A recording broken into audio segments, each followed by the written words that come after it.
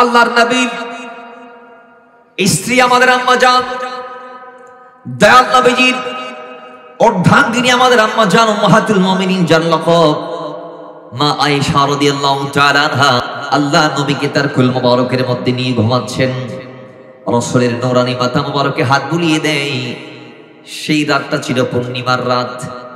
মা আয়েশা ডাক দিয়ে বলে, ইয়া রাসূলুল্লাহ, ও নবী, আমি জানতে চাই, ইয়া রাসূলুল্লাহ, আসমানে যে তারা দেখা যায়, বিশাল বিশাল তারা পরিমাণ আমল কি উম্মতের কারো আমল নামার মধ্যে আছে নাকি? এত পরিমাণ সওয়াব কি করছে নাকি? ইয়া রাসূলুল্লাহ, তারা পরিমাণ নেক আমল উম্মতের ভিতর কার পাল্লায় আছে, কার আমল নামায় আছে, কার ঝুলিতে আছে, আমি আয়েশা জানতে চাই। জোরে বলেন সুবহানাল্লাহ। এই মহাকাশে যে তারকা আছে, রাসূল সাহাবায়ে কেরামের তুলনা দিয়েছেন এই তারকারাজির সাথে। আল্লাহ রাসূল কিভাবে দিয়েছেন এগুলো বলতে গেলে অনেক লম্বা ওয়াকিয়া, এক এক পর এক এক ওয়াকিয়া আসবে। আমি শর্ট করে বলি। রাসূলুল্লাহ যাওয়ার আগে তিনি পেরেশানির মধ্যে আছেন, চিন্তায় আছেন, চিন্তা করছেন যে আমার উম্মতের ভিতরে আমার ইন্তেকালের পরে সাহাবায়ে কেরাম যারা আছে এদের ভিতর মত পার্থক্য দেখা দিবে। কি দেখা দিবে? মত পার্থক্য। তো আল্লাহ ওই সময় কি হবে উম্মতের? তখন সাহাবায়ে কেরামদের এই মত পার্থক্যের জবাব আল্লাহ রাসূলের কদমে দিয়েছেন এইভাবে। আল্লাহর হাবিবকে ইলহাম করছেন, ইয়া রাসূলুল্লাহ, আপনার প্রত্যেকটা সাহাবী আমার কাছে আসমানের তারকার মতো।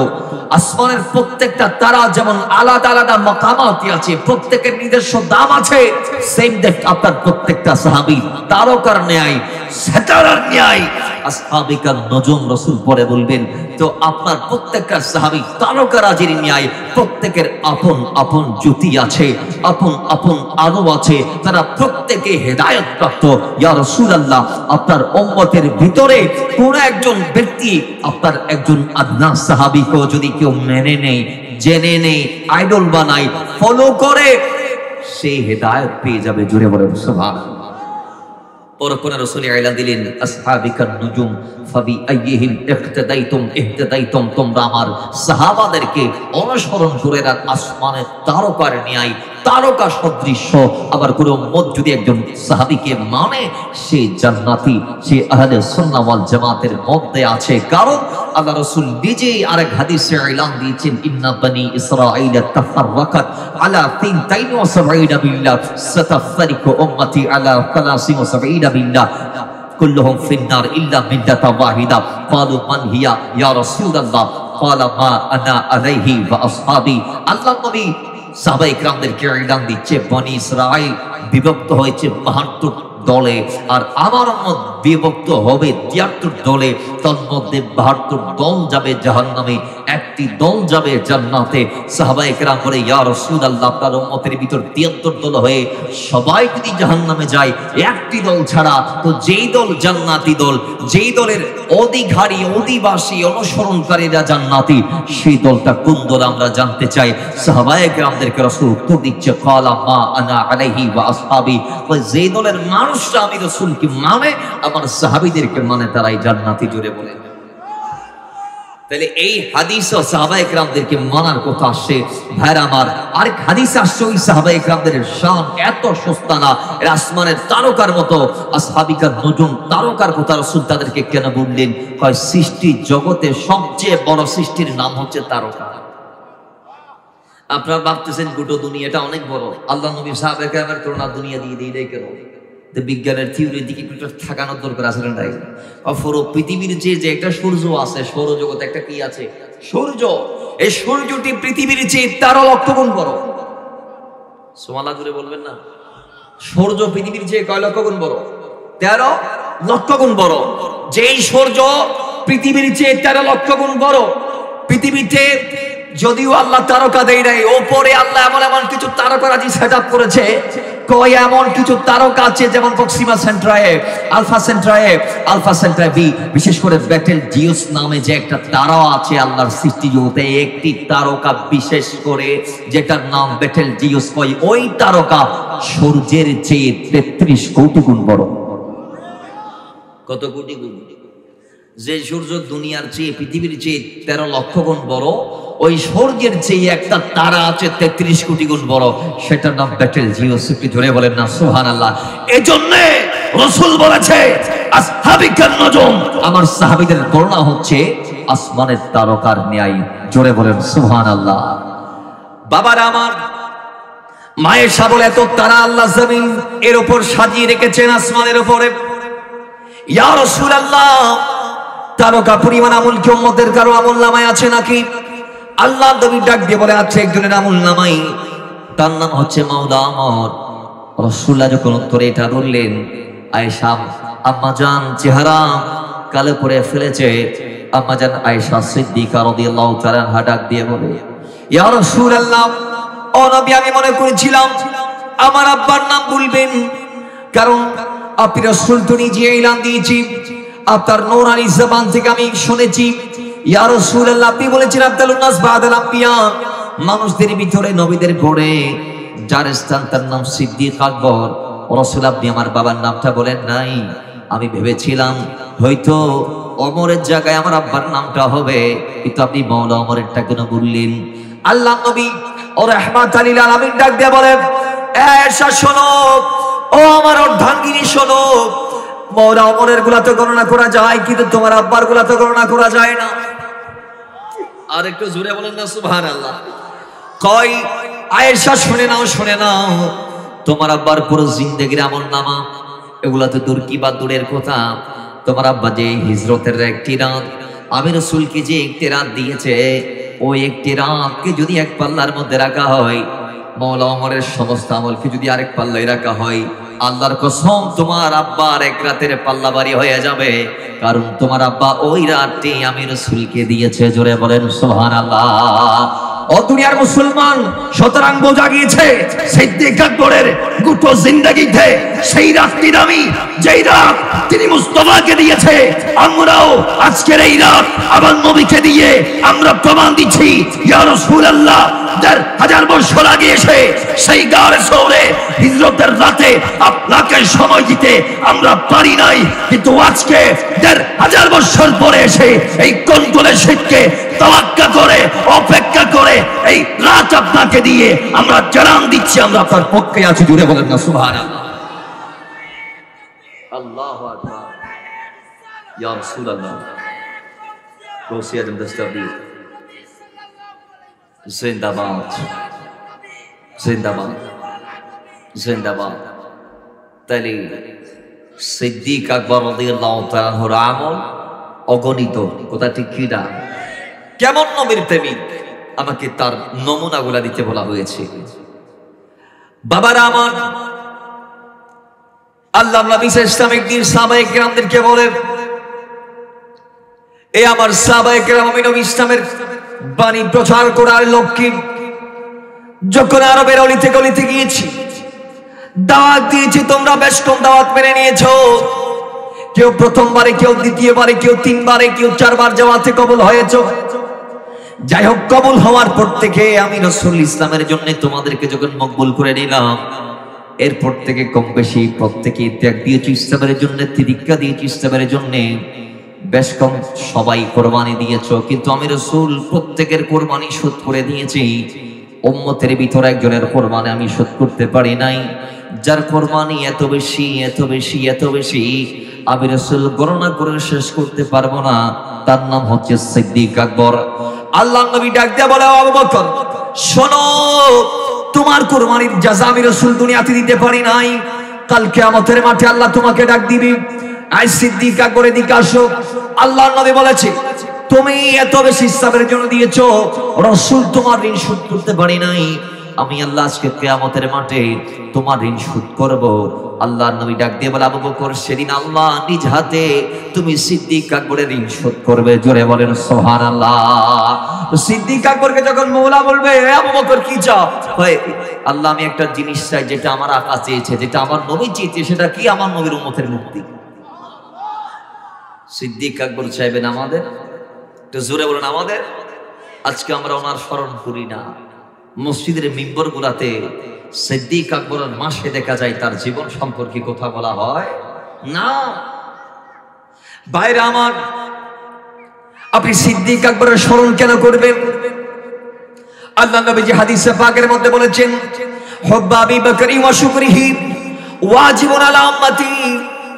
আল্লাহর নবী সাল্লাল্লাহু আলাইহি ওয়াসাল্লাম আমাদেরকে এলান দিয়েছেন, এই আমার উম্মতরা শোনো, সিদ্দিক আকবরকে ভালোবাসা, সিদ্দিক আকবরকে মহব্বত করা, তার শুকর আদা করা আমি তোমাদের জন্য ওয়াজিব করে দিলাম। কারণ সে ইসলামের জন্য এত বেশি দিয়েছে, গোটা মুসলিম জাতি সেই সিদ্দিক আকবরের কাছে চিরঋণী হয়ে আছে। জোরে বলেন সুবহানাল্লাহ। এজন্য নবী বললেন, হুব্বু আবি বকর ওয়া শুকরিহি ওয়াজিবুন আলা উম্মতি, যে সিদ্দিক আকবরের শুকর আদা করা এবং তাকে ভালোবাসা আমরা উম্মতদের উপর ওয়াজিব। সুবহানাল্লাহ। আর জোরে বলেন, ভালোবাসার দরকার আছে না নাই? জোরে বলুন, আছে না নাই? তার জীবন সম্পর্কে আপনি যদি জানতে চান, একটু কদম দিন, একটু যদি যাত্রা করেন তার জীবনের ভিতরে, আপনি দেখবেন রাসূলের প্রেম আর প্রেম, প্রেম আর প্রেম, প্রেম আর প্রেম। কেমন ব্যক্তি! আজকের দিনে এই ফটিকচুরি, যেটা কি ভাঙ্গা ডিগ্রি পার, ভাঙ্গা ডিগ্রি পারের আশপাশে এখানে জায়গা জমির দাম এক কানি কত করে চলতেছে। একটা কানির কথা বলি লাভ নাই, আমি এখানে বলবো গন্ডার কথা। এখানে এক গন্ডাই 30-40 লাখ করে চলতেছে। কত? এক ঘন্টা। তার মানে এক খরা 10 লাখ টাকা দর, 40 লাখ টাকা। এর কি স্যার খরা না কিছু খরা? এক ঘন্টা স্যার খরা। ও মারে, একদম মারাত্মক। চলি বর্তমানে এখানে এক ঘন্টার দাম কত? 30 থেকে 40 লাখ, 50 লাখ ধরেন, বাড়াই ধরেন, যা তার মন খুশি হই। টাকার নাম শুনলে সবার মন খুশি হয়ে যায়। কথা ঠিক নেই? জুড়ে বলেন ঠিক কি না? 100 বছর আগে দাম কত ছিল এক কানি? গন্ডার দাম বাদ দিলাম, এক কানিতে 20 ঘন্টা, এক কানিতে 20 ঘন্টা 6 খরা করে হলো। এখন তো এক ঘন্টায় এক কানিতে প্রায় যদি 4 করে হয় তাহলে 30 ঘন্টা। এক কানির দাম কত আসিল আগে? 100 বছর আগে 5,000, 4,000, 2,000, 1,000। 200 বছর আগে গেলি ভাই আসিল, 500 বছর আগে গেলি কদিন কেউ কিনি পেলা দুনিয়ার ব্যক্তির আসিল। এটা মানছি হাজত সারি পেলা নোয়াইতে 500 বছর আগে, 1000 বছর আগে, 2000 বছর আগে। তো সিদ্দিক আকবর রাদিয়াল্লাহু তাআলা তার জীবনে রিচার্জ করলে দেখবেন, সিদ্দিক আকবর রাদিয়াল্লাহু তাআলা আল্লাহর নবীর কদমে গিয়ে রাতে দিনে ওপেনে গোপনে একদিন অর্থাৎ টানা 24 ঘন্টায় তিনি আল্লাহর নবীর কদমে 40,000 দিনার সদকা করেছেন। কয় হাজার দিনার? 1,500 বছর আগের 40,000 দিনার মানে বর্তমান যুগের পুরো বাংলাদেশ। কথা ঠিক কি না? আওয়াজ দিবেন ঠিক কি না? তাহলে উম্মতরা ওনার জীবন শোনার দরকার আছে না নাই? আওয়াজ জোরে আছে না নাই? উনি যখন রাতে দিলেন 10,000, দিনে দিলেন 10,000, ওই একই রাত দিনের প্রকাশ্যে দিলেন মানুষকে দেখিয়ে 10,000, গোপনে আল্লাহর জন্য দিলেন 10,000। আমাদেরকে কিছু দান করতে হবে মানুষকে দেখিয়ে, যাতে মানুষ দানের প্রতি উদ্বুদ্ধ হয়। আর কিছু দান করতে হবে গোপনে, যাতে আমাদের আল্লাহ আমাদের উপর খুশি হয়। কেন? এক আশিক বলছে, হাল্লাকা সিররান ইনদাল্লাহ বাইনাকা আনতা ওয়া বাইনাল্লাহ, হাল্লাকা সাদকাতান তাখফা লা ইয়ালামুহা ইল্লাল্লাহ। এই বান্দা, তোমার কি এমন কোন আমল আছে যেটা তুমি আর তোমার রব ছাড়া আর কেউ জানে না? বান্দা, হাল্লাকা সাদকাতান তাখফা, তোমার কি এমন কোন গোপন সাদকা আছে লা ইয়ালামুহা ইল্লাল্লাহ, যেটা জমিনে আল্লাহ ছাড়া আর কেউ জানে না? তাহলে গোপনে আমলেরও দরকার আছে না নাই? তো আওয়াজ দিবেন আছে না নাই? তাহলে সিদ্দিক আকবর গোপনে করলো 10,000 দাম, ওপেনে করলো মানুষকে দেখিয়ে করলো 10,000 দাম, রাতে করলো 10,000 দাম, দিনে করলো, জোরে দিনে করলো। তাহলে টোটাল কত হলো? 40,000। আওয়াজ জোরে, টোটাল কত হলো? 40,000 দান করতে দেরি আল্লাহ আয়াত নাযিল করে দিয়েছে। আল্লাহ পাক বলছেন, আল্লাযীনা ইউনফিকুনা আমওয়ালাহুম বিল-লাইলি ওয়ান-নাহারি সিররান ওয়া আলানিয়া ফালাহুম আজরুহুম ইনদা রাব্বিহিম। আল্লাহ বলছে, যারা রাতে দিনে ওপেনে গোপনে দান করে, এদের অজরত বিনিময় আল্লাহর হাতে রয়েছে। সুবহানাল্লাহ, জোরে বলেন। ওনার জীবন সম্পর্কে আপনি যদি জানতে চান, অবাক হয়ে যাবেন। আপনি ঢুকলে আর বের হইতে পারবেন না। ভাইরা আমার, কেমন দানবীর ছিলেন সিদ্দিক আকবর! আজকের সমাজের মানুষ দান করতে চায় না। আমরা মনে করি দানে কমে, কিন্তু দানে বাড়ে। যার প্রমাণ সিদ্দিক আকবর রাদিয়াল্লাহু তাআলা। ও দুনিয়ার মুসলমান, সিদ্দিক আকবর সারা জীবন ইসলামের জন্য দিয়েছেন। আপনিও যদি দিতে পারেন তাহলে আপনিও দামি হবেন। কথা ঠিক কি না? এখন আমরাও দেই শুক্রবার মসজিদের মধ্যে টাকা হন্না দিয়ে নজরেইয়েন। কথা ঠিক নেবে ঠিক? আমরাও টাকা দেই তো মায়ের টেনশন তুলে গিয়ে দিও ফুট সত্যি একান্তর বাবা চলাই নফারের ভাড়া দে হনা দোয়ান দেখছে না কত আমার টেনশন করতে লাগবে। শুক্রবার দিন আর দিবে বানবার সুদ ফেলাই তৈরি তুমি ফসানো বনিয়া দেয় নতুন নতুন। কথা ঠিক কি না? একটু আসতে ঠিক কি না? উড়িব তো ভাড়া তিয়া দেয় তারা উড়িব অদুই তারা ঠিক হইয়ে খবরদার তারা বাদ দিতি না। মায়ার বাদ দিত না সাইকেল বাবারা আমার। এরকম দান করে মানে আল্লাহ রাসূলকে ধোঁকা দেয়া। আপনি ম্যাক্সিমাম দেখবেন দান বাক্স সেখানে আছে, দান বাক্সের মধ্যে টিয়া দেদার জিন নজলে ভাড়া আইন। এগুলা কি করলেন আপনি? আপনি যদি আল্লাহর জন্য আপনার উৎকৃষ্টটা দিতে পারেন, আল্লাহ আপনাকে প্রতিদান দিবে উৎকৃষ্টটা দিয়ে। কথা ঠিক কি না? আর ওনার ভাড়া টিয়া দিতে লাগবে এটা বরকত হতো নইব। ইয়ে দুনিয়াত কেউ লইতে চাইবো না। হতা কর না যে কেউ লইতে চাইবো না। আল্লাহ আল্লাহ জামিলুন ওয়া ইউহিব্বুল জামাল। সুন্দর সুন্দরকে ভালোবাসেন। আমি ভাড়া টিয়া পাওয়ালেন ওরা দিয়ে খোদা দরবারের দিকে কি খবর দেবো না? আল্লাহ আর উৎকৃষ্ট গান আল্লাহ আল্লাহ দিবে তৌফিক দান করুক। আরো বড় করি ফরম বাবার আমার সিদ্দিক আকবর রাদিয়াল্লাহু তাআলা কেমন দানবীর মাওলা আমার। একদিন আল্লাহ নবীর নূরানি জবান থেকে যখন শুনলেন, রাসূলুল্লাহ যখন বললেন আয় আমার সাহাবায়ে কেরাম তাবুকের যুদ্ধের ময়দানে আমাদের যাইতে হবে, আমি ফান গঠন করব, তাহবিল নিব, আমি আমার নূরানি চাদর মোবারক বিছিয়ে দিলাম, আমি রাসূলের চাদরে তোমাদের ঘরে যা যা আছে এনে এনে দাও, দান করো। জোরে বলেন সুবহান। আল্লাহ নবী নূরানি রবি চাদর বিছিয়ে দিয়ে বলছেন কার ঘরে কি আছে এনে আমি রাসূলের সামনে পেশ করব। আমি নবী নিব কি জন্য? তাবুকের ময়দানে যাওয়ার জন্য। সুবহানাল্লাহ জোরে বলেন। তাহলে আল্লাহ নবী তাবুকের যুদ্ধের ফান গঠন করছেন, সাহাবায়ে কেরামদের থেকে দান নিচ্ছেন। তো মাওলা আমার ভাবতেছে হায় রে, আমি তো কোনোদিন কোনো কাজে সিদ্দিক আকবরকে টপকিয়ে আগে যাইতে পারি নাই। আজকে সিদ্দিক আকবরের ঘরে দেওয়ার মতো তো কিছু নাই। তিনি ভালো মতো খাইতেও পারতেছে না, দিদি দিদি সব দিয়ে দিয়েছে। রসুলে পাকের কদমে দেওয়াটা তার নেশায় পরিণত হয়েছে, এখন দেওয়ার মতো তার কিছু নাই। তো এই সুযোগে আমি একটু তাকে টপকিয়ে আপ লেভেলে চলে যাই, আমি একটু অগ্রগামী হওয়ার চেষ্টা করি। আজকে দেখেন আমাদের সমাজে চলে খারাপ কাজের প্রতিযোগিতা, অথচ আল্লাহ নবী সাহাবায়ে কেরামরা করতো ভালো কাজের প্রতিযোগিতা। আজকে আমাদের সমাজে ওই ছোট ভাই যদি ডারবি খায়, বড় ভাই কয় আমি পেনশন খামো। এটা কি এর প্রতিযোগিতা? সিগারেটের প্রতিযোগিতা, কিন্তু ভালো কাজের প্রতিযোগিতা নাই। ছোট ভাই নামাজ পড়ে, বড় ভাই দেখে, তারপরে সে নামাজ পড়ে না। ছোট ভাই দাড়ি রেখেছে, বড় ভাই দেখেছে, তারপরে বড় ভাই দাড়ি রাখে না। ছোট ভাই তাহাজ্জুদ গুজার, রমজানের রোজা বাদ দেয় না, কিন্তু বড় ভাই তার চেয়ে বড় হওয়ার পরও রমজানের রোজার প্রতি তার কোনো মনোনিবেশ নাই। কথা বলেন ঠিক কি না? আমাদের সমাজে ভালো কাজের প্রতিযোগিতা, কিন্তু খারাপ কাজের হদিতে অ্যান্ড্রয়েড লই আর আইফোন কিনে দাও, আরেককে কিনে দাও। তার মানে তারা খারাপ হাজো একজন টপকাইতে চায়, কিন্তু ভালো হাজো তারা হাজে নাই। বাইরে আমার মাওলা আমার ডাক দিয়ে বলে আজকে আমি আমার সম্পদকে 2 ভাগ করব, 2 ভাগ করে 1 ভাগ রাসূলুল্লাহর কদম আমি দান করে দিব, আরেক ভাগ পরিবার পরিজনকে দিয়ে দিব। সিদ্দিক আকবর কাজকে টপকি আমি উপরে চলে যাব, এই নিয়ত করে বাটিতে গেলেন। যত সমুদয় সম্পদ আছে সবগুলাকে 2 ভাগ করলেন, 2 ভাগ করে 1 ভাগ নবীর কদমে নিয়ে চলে হাজির। আল্লাহ নবীর কদমে বিশাল সম্পদের বহর নিয়ে মাওলা আমার হাজির হয়ে গেলেন। আল্লাহ নবী বৌরামরের বিশেষ এই অনেক বড় অ্যামাউন্ট দেখে, অনেক বেশি কিছু দান দেখে আল্লাহ নবী তাকে জিজ্ঞেস করলেন, মাওলা আমার আমারে বলে দাও বাড়িতে কি রেখে এসেছো, পরিবার পরিজনের জন্য কি রেখে এসেছো, আমি রাসূল জানতে চাই।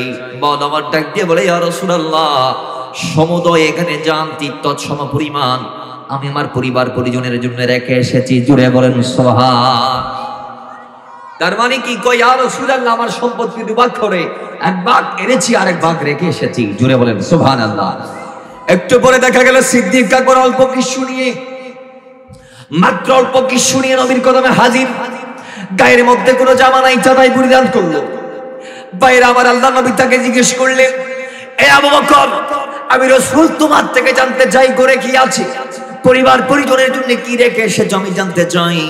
সিদ্দিক আকবর ডাক দিয়ে বলে, ইয়া রাসূলুল্লাহ, নিতে নিতে নিতে নিতে দেখছি পাতিল থেকে শুরু করে চুলার ছাই পর্যন্ত আমি বাদ দেই নাই। ইয়া রাসূলুল্লাহ, আমি সিদ্দিক আকবর চুলার ছাই পর্যন্ত আমি রাসূলের জন্য নিয়ে এসেছি। জোরে বলেন সুবহানাল্লাহ। চুলার ছাইও, জোরে বলেন না, চুলার ছাইও বাদ দেই নাই, সব নিয়ে এসেছে।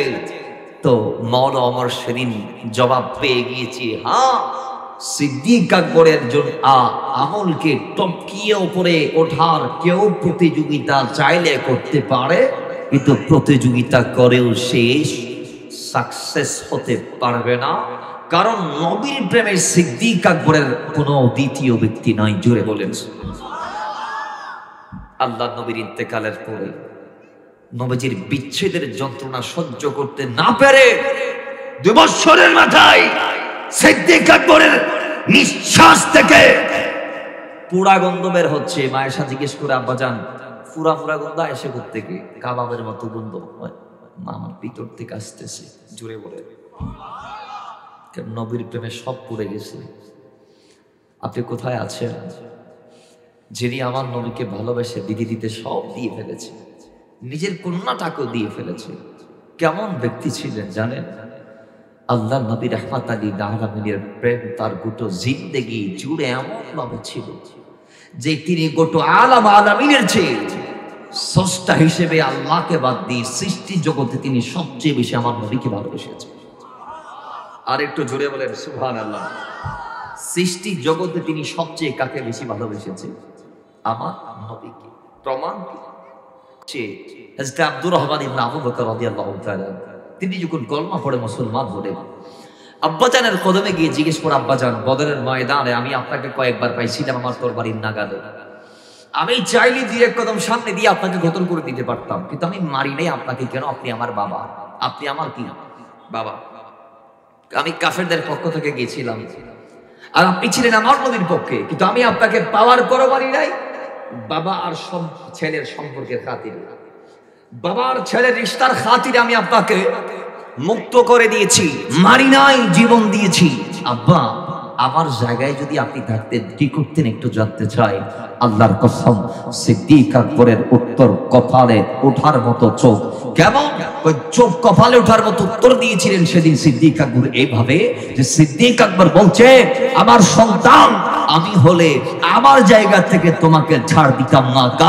কারণ তুমি যখন আমার নবীর বিরুদ্ধে ময়দানে এসেছো, অস্ত্র ধারণ করেছো, সুতরাং নবীর বিরুদ্ধে আসার সঙ্গে সঙ্গে তোমার সাথে আমার ছেলে বাবার সম্পর্ক নষ্ট হয়ে গিয়েছে। কারণ নবীর বিরুদ্ধে গেলে পরিবারকে ত্যাগ করতে হবে, নবীর বিরুদ্ধে গেলে মাকে ত্যাগ করতে হবে, নবীর বিরুদ্ধে গেলে আল্লাহ রাসূলের বিরুদ্ধে গেলে নিজের স্ত্রীকে ত্যাগ করতে হবে, সন্তানকে ত্যাগ করতে হবে, বংশকে ত্যাগ করতে হবে, পছন্দের বাসস্থানকে ত্যাগ করতে হবে। এই শিক্ষা কোরআন দিয়েছে।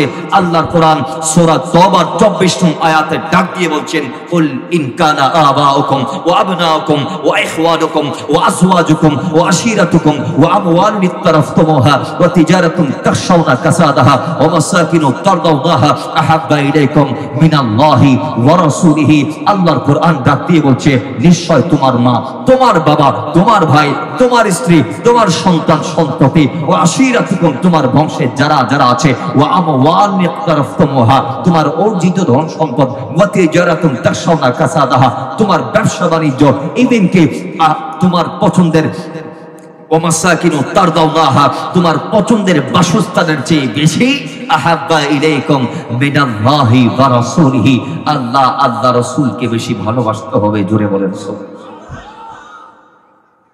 সুতরাং তুমি আমার নবীর বিরুদ্ধে যাওয়াতে আমি তোমাকে মাফ করতাম না, আমি তোমাকে কতল করে ফেলতাম। সুবহানাল্লাহ জোরে বল। ভাইরা আমার, সাহাবায়ে কেরাম, প্রত্যেক আল্লাহর নবীর সাহাবারা এই কোরআনে পাকের সূরা তওবার 24 নং আয়াতকে ফলো করে তাদের জীবন চালিয়েছে, যার প্রমাণ তারা দিয়েছেন হিজরতের মাধ্যমে, যার প্রমাণ তারা দিয়েছে সিরিয়া থেকে আবার নবীর কদমে এসে। মক্কার মধ্যে যখন সাহাবায়ে কেরামের উপর মালের পর মার একদম নির্যাতনের স্টিম রোলার বাড়তে লাগলো। একেবারে যখন তাদের প্রত্যেকের উপর আযাব চলে আসছে, জিল্লতের জিন্দেগি যখন তারা যাপন করছে, মার যখন তাদের উপর বেড়ে গেল, আল্লাহ নবী তাদেরকে সিদ্ধান্ত দিলেন, সাহাবারা তোমরা মক্কার মধ্যে থেকে থেকে মারি খাইবো না, যাও আবিসিনিয়ায় চলে যাও। জুড়ে বলেন সুবহানাল্লাহ। সেখানে যাই তারা বেশি দিন থাকতে পারে নাই, নবীর প্রেমের বিচ্ছেদ তারা সহ্য করতে পারে নাই। সেখান থেকে আবার নবীর কদমে চলে আসছে, আসি দেখতেছে আবার মাইক চলতেছে, তারা আবার আল্লাহ নবীর কদম থেকে অনুমতি নিয়ে চলে গেছে আবিসিনিয়ায়। দ্বিতীয়বার আর তারা বেশি দিন থাকতে পারে নাই, তারা নবীর কদমে আবার চলে আসছে। সেইবারে তারা সিদ্ধান্ত নিয়েছে, এই জীবন যদি যাই নবীর কদম থেকে যাবে, জীবন যদি রাখতে না পারি তাহলে নবীর কদমে দিয়ে দিব, তারপর ওই কদম ছাড়বো না যেই কদমে আমাদের জান্নাত আল্লাহ রেখেছে।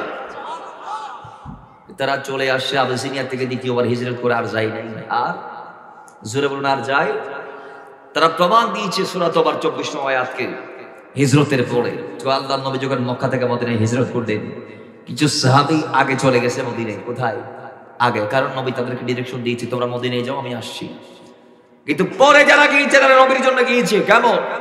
আল্লাহ নবী যখন মক্কা থেকে মদিনায় চলে গেছে, সাহাবায়ে কেরামদের ঘর ছিল মক্কায়, বাড়ি ছিল মক্কায়, স্ত্রী ছিল মক্কায়, মা বাবা মক্কায়, সন্তান সন্ততি মক্কায়, বাসস্থান মক্কায়, সম্পদ মক্কায়, স্থাবর যত জমি জমা সব মক্কায়, তাদের বিরাট ব্যবসা বাণিজ্য প্রতিষ্ঠান মক্কায়। কিন্তু নবী যখন মক্কা থেকে মদিনায় গেছে, তারা থাকে নাই আমার নবীর জন্য মাকে ত্যাগ করে, বাবাকে ত্যাগ করে, স্ত্রী সন্তান সম্পদ বাসস্থান বংশ সবগুলা ত্যাগ করে তারা মদিনায় চলে গেছে।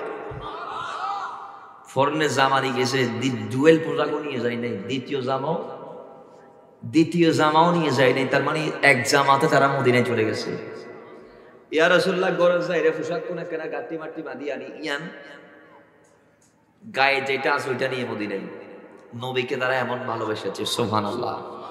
আর একটু জোরে বলেন, আমাদের নবী প্রেম কেমন হওয়া দরকার? দ্বিতীয় বিষয়, আমাদের নবী প্রেমটা এমনই হওয়া দরকার, কেমনই সাহাবায়ে কেরামদের মতো। আজকে তো আমাদের কাছে জানের মায়া বেশি, সম্পদের মায়া বেশি, অথচ আল্লাহর কোরআন বলছে ইন্নাল্লাহা ইশতারা মিনাল মুমিনিনা আনফুসাহুম ওয়া আমওয়ালাহুম বিআন্না লাহুমুল জান্নাহ। আল্লাহ ঈমানদার থেকে জানমাল কিনে নিয়েছেন, বিনিময়ে তাকে জান্নাত দিয়ে দিয়েছেন। ঈমানের 2 পয়সার দাম আজকে আমাদের কাছে নাই। আমরা দুষ্ট লোকের মিষ্টি কথা ঈমানকে বিক্রি করি, কুরবান দেই, জলাঞ্জলি দেই। ঈমানের স্বার্থকে আমাদের স্বার্থ মনে হয় না, আমাদের গোটা দুনিয়াটাকে দুনিয়া মনে হয়। ঈমানের মূল্য আমাদের কাছে নাই, অথচ আল্লাহর কোরআন বলছে সূরা ফুসসিলাতের 30 নং আয়াত, সূরা হামিম সাজদার 30 নং আয়াত, আল্লাহ নিজে এলান দিচ্ছে, দুনিয়ার মানুষ ঈমানটা আনার পরে ঈমানকে যদি ইস্তেকামত রাখতে পারো, ইস্তিকামত যদি ঈমানের উপর থাকতে পারো, অটল যদি থাকতে পারো, ইন্নাল্লাযীনা ক্বালু রাব্বুনা আল্লাহ সুম্মা ইসতাকামু তাতানাজ্জালু আলাইহিমুল মালায়েকা আল্লা তাখাফু ওয়া লা তাহজানু ওয়া আবশিরু বিল জান্নাতিল্লাতী কুনতুম তুআদুন। যদি ঈমান এনে ঈমানকে যদি সঠিকভাবে লালন করতে পারো, গোটা দুনিয়া তোমার বিরুদ্ধে গেল, আমি আল্লাহ তোমার পক্ষে আছি।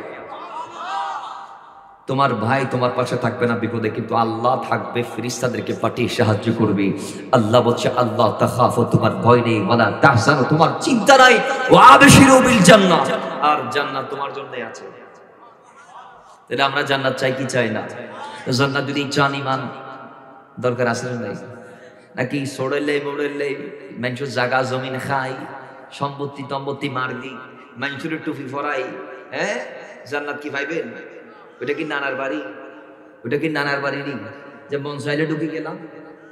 এটা কি আমাকে নানার বাড়ি? তাহলে জান্নাত পাইতে হলে কিছু আমল করার দরকার আছে না নাই? আওয়াজ জুড়ে আসে না নাই? আওয়াজ আরো জুড়ে আসে না নাই? আল্লাহ জান্নাতি আমল করার তৌফিক দান করুন, আমিন পড়েন। মুহাব্বতে দরদ পড়ি, আল্লাহুম্মা সাল্লি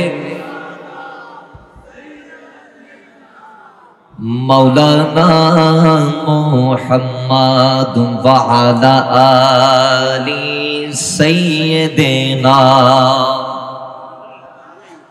আরে লুকিয়া মাই পাগল বলে, দুনিয়া আমায় পাগল বলে, আমার দুঃখ লাগে না। আরে আমাকে পাগল করেছে আরবের ওই মদিনা, আমাকে পাগল করেছে আরবের ওই মদিনা। ওই মদিনায় আছে না আমারে জানে মোহাম্মদ রাসূল, সেই নবীকে ভালোবেসে আরে আমি যদি করিব ওই মদিনায় আছে না আমারে জানে মোহাম্মদ রাসূল, সেই নবীকে ভালোবেসে আরে আমরা যদি করিব ভুলে বরা হোক না জীবন, ভুলে বরা হোক না জীবন, কিছুই তো যায় আসে না। আমাকে পাগল করেছে আরবের ওই মদিনা, আমাকে পাগল করেছে আরবের ওই মদিনা। দুনিয়ার পাগলে কিনা বলে আর কিনা খাই, আমরা দয়ালি নবীর সালাম দরদে পড়ে মজা পাই। কথা ঠিক কিনা? আওয়াজ জোরে ঠিক কিনা? আরো জোরে বলেন ঠিক কিনা? আরে দুনিয়ার পাগলে কিনা বলে আর কিনা খাই, আমরা দয়ালে নবীর সালাম দরুদে পড়ে মজা পাই। যার কদমে কুল কায়নাত, যার কদমে কুল কায়নাত হয়ে গেল পরওয়ানা, আমাকে পাগল করেছে আরবের ওই মদিনা। বলি দুনিয়া আমায় পাগল বলে, লোকে আমায় পাগল বলে, আমার দুঃখ লাগে না। আমাকে পাগল করেছে আরবের ওই মদিনা। আল্লাহুম্মা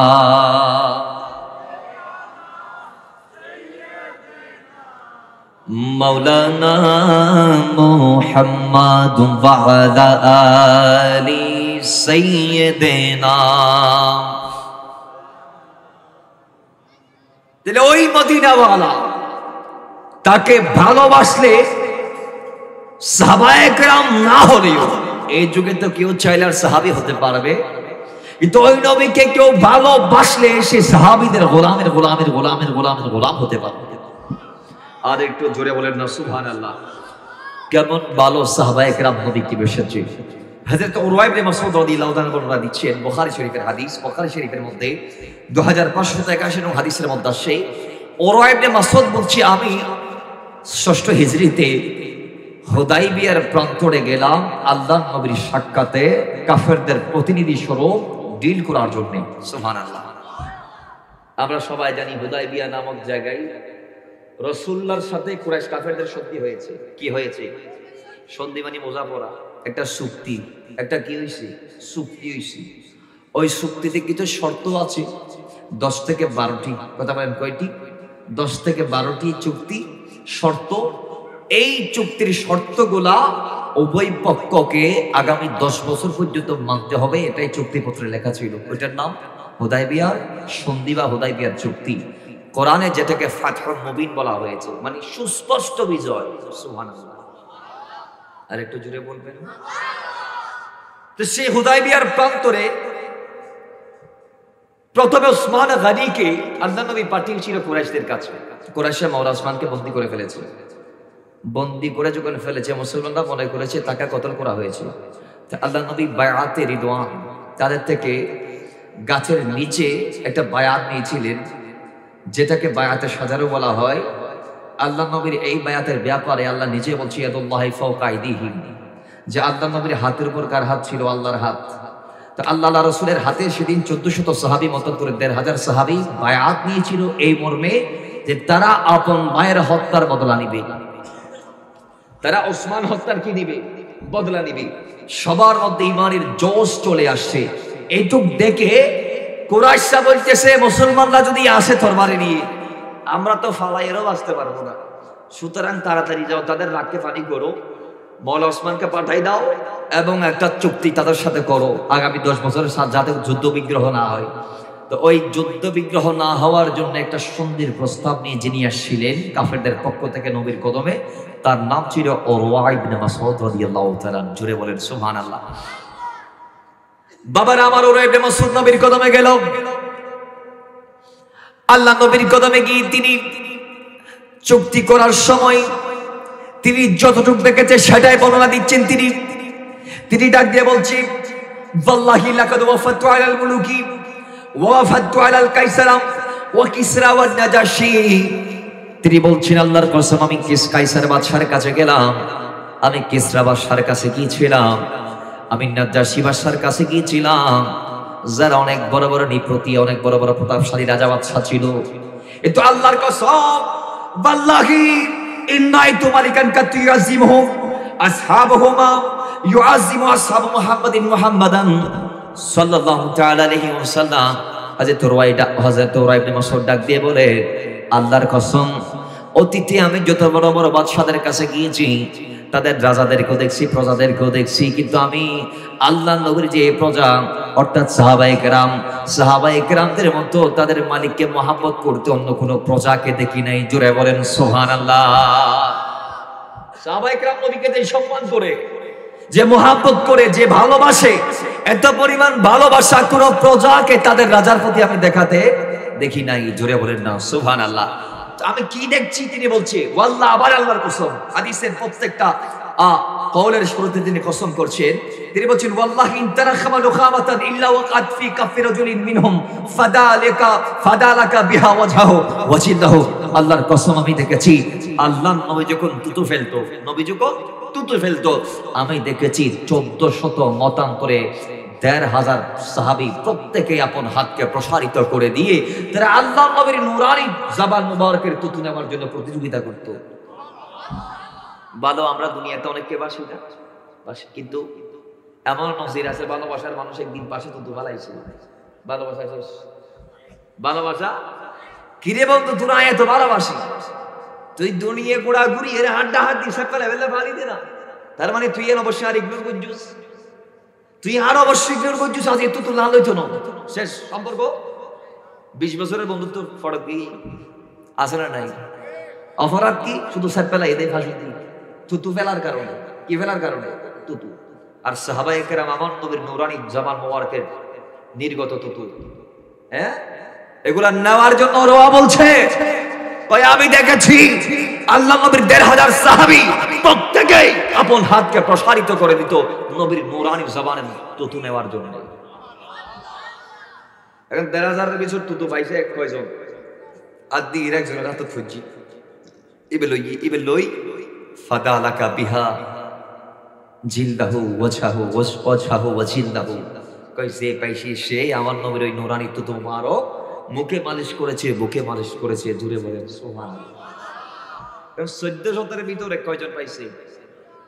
বাকি তো 1399 জন বা 1499 জন পাই নাই। তারা কি করে? ওই তারা যে পাইছে তার থেকে তবরুক নিয়ে ওই নিজের শরীরের মধ্যে মালিশ করে। জুড়ে বলেন সুবহানাল্লাহ। তার মানে নবীর তুতিবে ভাইয়ে ইবরে দড়ি আবার নিজের গাড় ডলে। সুবহানাল্লাহ বলিবেন কোন দিলে ভালোবাসি। এরপরে কয় আল্লাহর হাবিব শেষটা যেতে নির্দেশ দিত ওয়াইজা আমারহুম আবতাদারু আমারহু। আল্লাহ নবী যখন নির্দেশ দিত যে তোমরা এটা করো, তখন 1500 সাহাবী সবাই পাগল হয়ে যায় এটা করার জন্য। সুবহানাল্লাহ জুড়ে বলুন। এখন আপনারা বলবেন আল্লাহ নবী কি বলেছিল করার জন্য? হুদায়বিয়ার প্রান্তরে রাসূল সাহাবায়ে কেরামদেরকে কি করতে বলেছেন? 1400 সবাই একসাথে কি করতে বলছেন? কয় 1400 সাহাবী যখন 1500 সাহাবী যখন সেদিন হুদায়বিয়ার প্রান্তরে উপস্থিত ছিলেন, হঠাৎ করে দেখা গিয়েছে পানি নাই। সাহাবায়ে কেরাম ওযু গোসলের জন্য পানি পাচ্ছে না। কি পাচ্ছে না? আওয়াজ জোরে বলুন, কি পানি পাচ্ছে না?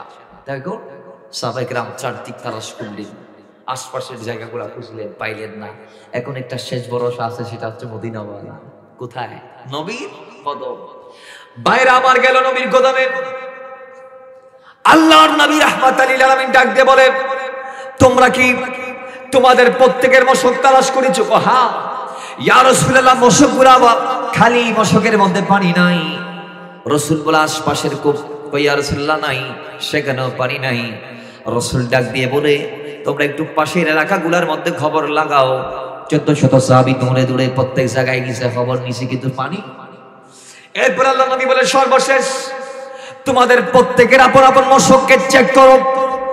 কোন ব্যক্তি কারো মশকে 1 ফোঁটা পানি যদি পেয়ে যায়, ওই 1 ফোঁটা পানি নিয়ে আমার কদমে চলে আসো, আমি ব্যবস্থা করে দিচ্ছি।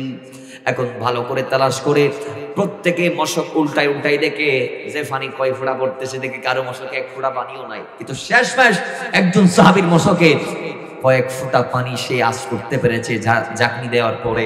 তো সেই পানি নিয়ে আল্লাহর কসম, আমার নবীর কদমে যাইতে দেরি আল্লাহ নবী ওই মশকের ভিতরে নুরানি হাত মুবারক প্রবেশ করাইতে দেরি আল্লাহর কসম, নবীর 5 আঙ্গুলে সেদিন পানির নহর জারি হয়েছে। পানির কি বাইরেছে? একটু জোরে বলেন, কি বাইরেছে? নহর। মানে এখান থেকে ঝর্ণা পড়তেছে। দেখা যাচ্ছে আবি ইচ্ছা মতো খাইছে, পান করছে, গোসল করছে, আল্লাহ নবীর হাত থেকে নির্গত পানি দিয়ে উজু করছে, নিজের মশক পূর্ত করে নিছে, উঠরে খাওয়াইছে। এরপর আল্লাহ নবী পানিকে বন্ধ হতে বলছে, তারপর বন্ধ হয়েছে। জোরে বলেন না সুবহানাল্লাহ। আল্লাহ নবী সেদিন নির্দেশ দিয়েছিল সাহাবায়ে কেরামদেরকে পানি তালাশের। তো ওয়াইজা আমারহুম আত্তাদারু আমারহু, হযরত রওয়া বলছেন, নবী যখন কাউকে নির্দেশ দেয় তখন সাহাবায়ে কেরাম পাগল হয়ে যায় নির্দেশ পালন করার জন্য। এরপর ওয়াইজা তাওদাআন কাদু ইয়াক্তাকিলুনা আলা উযুহি, আমার নবী যখন ওযু করত আমি দেখেছি সেই ময়দানে আল্লাহর নবীর ওযুর পানি নেওয়ার জন্য 1400 মতান্তরে 1500 সাহাবী তারা প্রতিযোগিতায় লিপ্ত হয়ে যাইত। তার মানে নবীর ওযুর পানি নেওয়ার জন্য সবাই হাত মুবারক প্রসারিত করে নিচে বসাই দিত। সুবহানাল্লাহ জোরে বলবেন না? তো কেমন ভালোবেসেছে। আজকে একদল আছে আমাদের সমাজে, যারা দলিল খুঁজে কয় নবীরে ভালোবাসার কোনো কথা আল্লাহ কোরআনে বলে নাই, নবীরে ভালোবাসার কোনো কথা আল্লাহ কোরআনে বলে নাই। তো সূরা তাওবার আয়াতটা কোথায় নিয়ে যাবেন?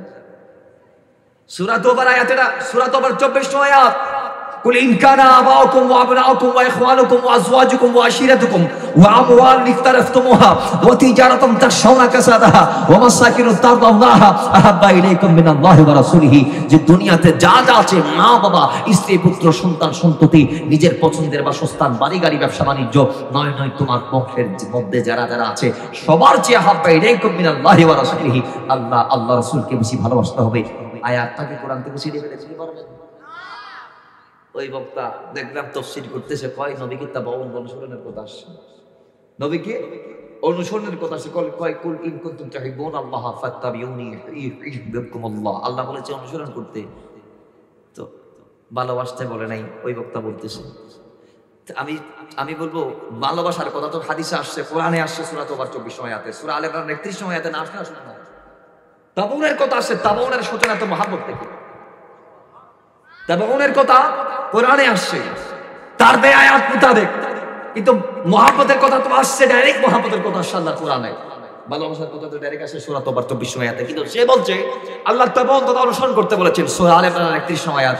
আমি বলবো তাবাউনের কথা যে তুমি বললা, তাবাউন সম্ভবকার যারা জানো, কে আমার নবীর অনুসরণ করতে পারবে জানো? যার দিলে মুস্তাফা আছে, মুস্তাফা মুস্তাফা, কথা বলেন ঠিক কি না?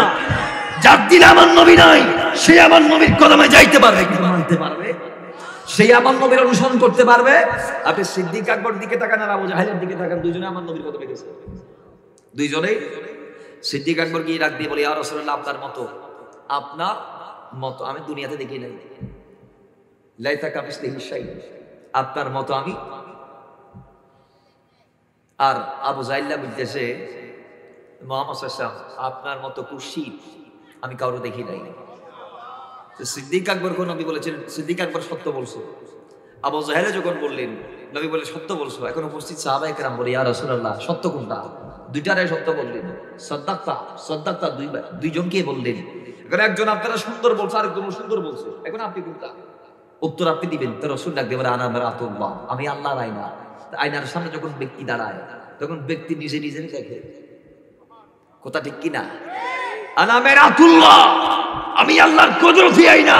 তো আমি আল্লাহর কুদরতি আইনার সামনে দাঁড়িয়ে সিদ্দিক আকবর দেখে আল্লাহর এই জমিনে আফদালুন নাস বাদাল আম্বিয়া সিদ্দিক আকবর, নবীদের পরে উম্মতের ভিতরে আল্লাহর বান্দার ভিতরে সিদ্দিক আকবর সবার চেয়ে দামি। জোরে বলেন সুবহানাল্লাহ।